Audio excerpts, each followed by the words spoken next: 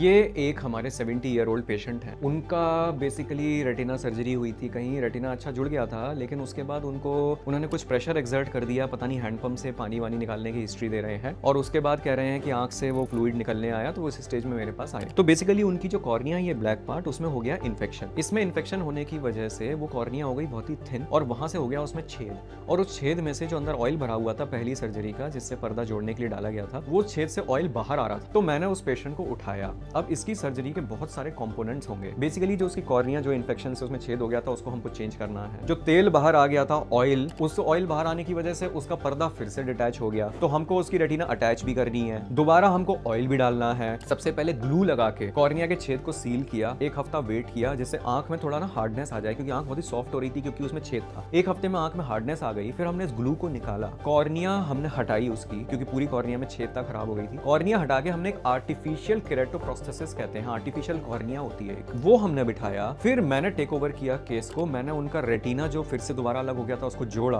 अंदर लेजर किया पूरा रेटिना, उसमें ऑयल भरा। उसके बाद फिर डॉक्टर पर्निका जो हमारी कॉर्निया सर्जन है, उन्होंने उस आर्टिफिशियल कॉर्निया को हटाया और एक डोनर कॉर्निया जो हमने चेन्नई से मंगाई थी, एक पेशेंट से उसने डोनेट की थी आई अपनी, तो उससे कॉर्निया निकाल के हमने उसकी आंख में कॉर्निया बिठाया। तो ये सर्जरी चली पूरे 4 घंटे। मतलब मैं कह सकता हूँ 2025 की सबसे डिफिकल्ट सर्जरी और सबसे ज्यादा पर्सनली सेटिस्फाइंग सर्जरी मेरे लिए यही थी।